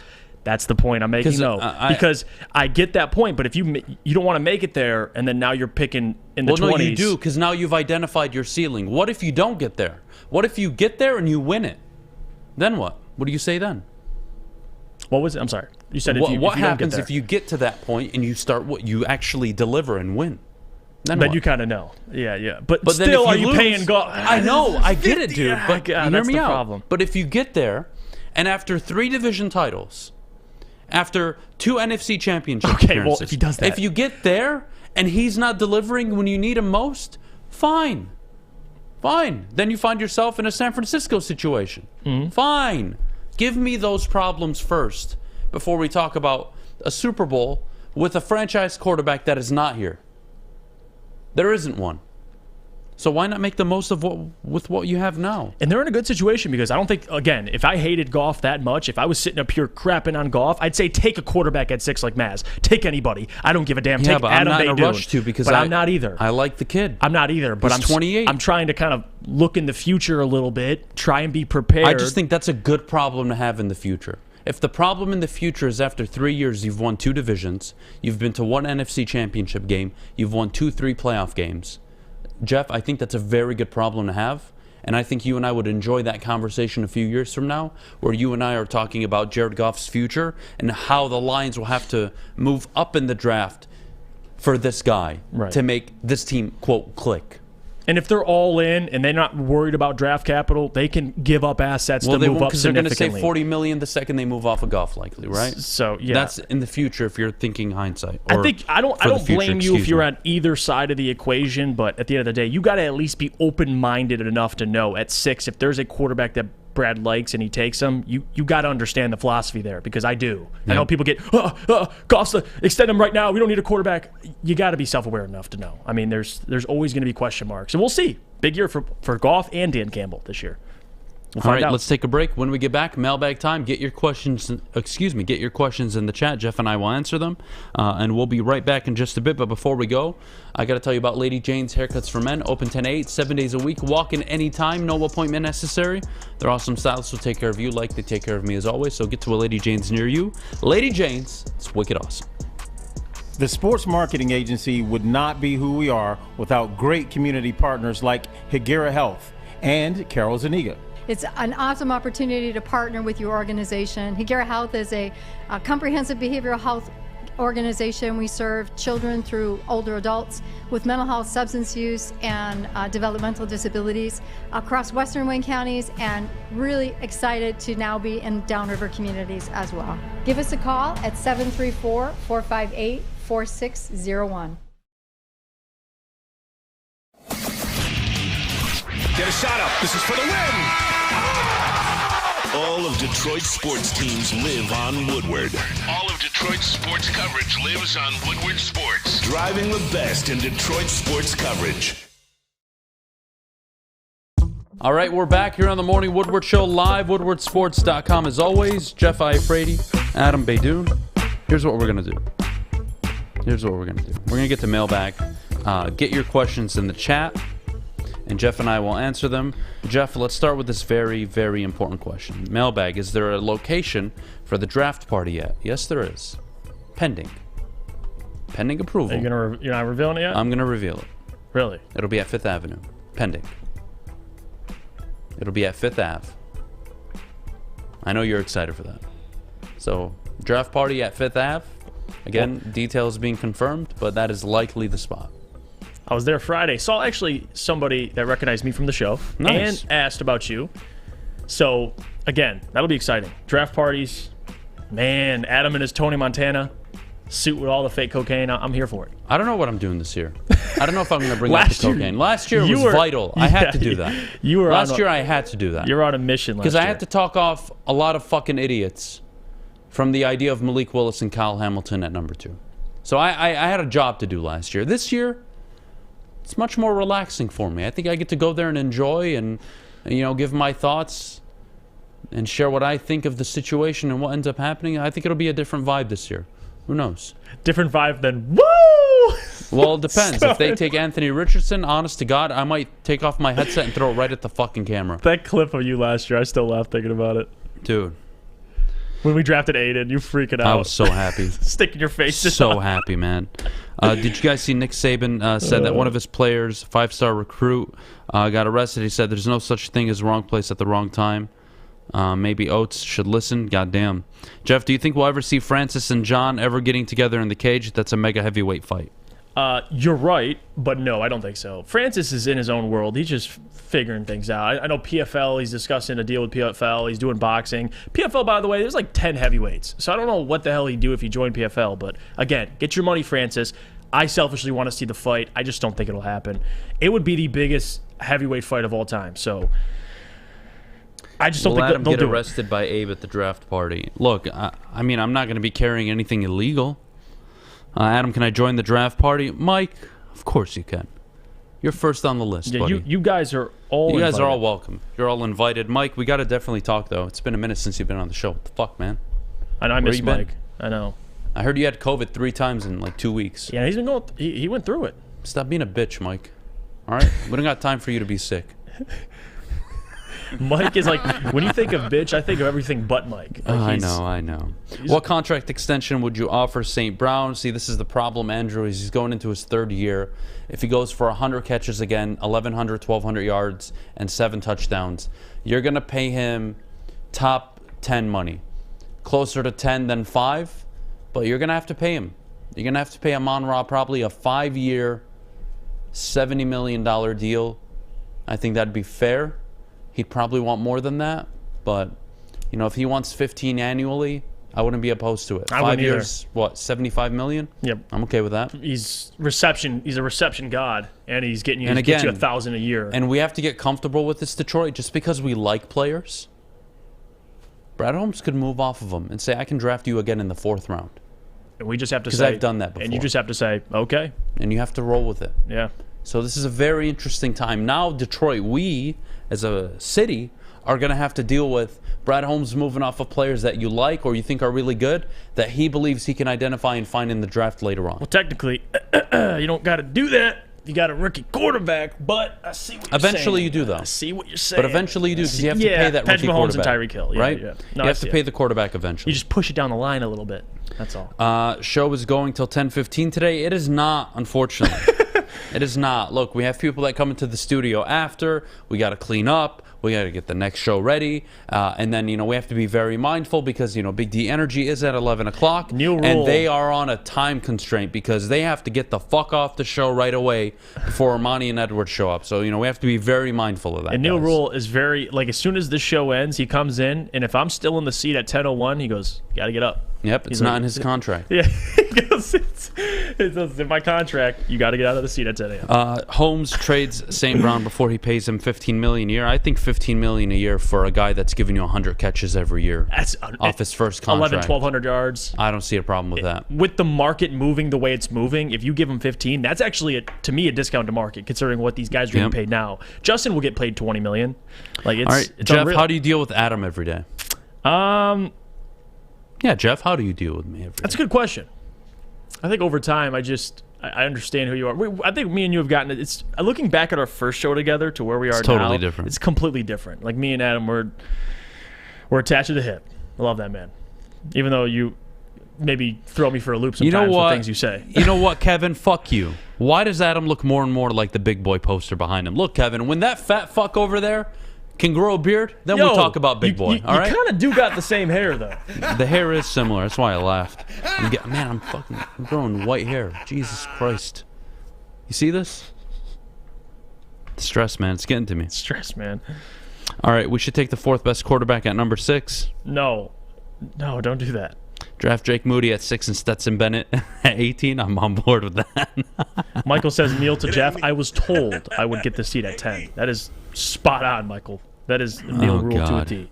Would you give St. Brown 17 and 19 a year? I'd be more comfortable with 15, but again, what's the salary cap situation? What do I pay Sewell? None of these guys have been all-pro yet, right? So all-pros command different kinds of money. Ooh. If they're never going to be all-pros, I think I can get them at better deals. Noah M says, Mailbag, do some in-division mock drafts. Adam do the Packers, Jeff do the Bears. I'm down for that. Would you be down for I'm down for that. When do you want to do that? Friday or tomorrow? Let's do it. That'd be exciting. I don't care. No. Friday. Let's do Friday. Cool? Great. Let's get the hell out of here. Thank you guys for a great show. Sorry about the introduction to the show. Fuck you, YouTube. Get your shit together. Outside of that, you all have a great rest of your day. Enjoy a beautiful Tuesday afternoon. The sun is out.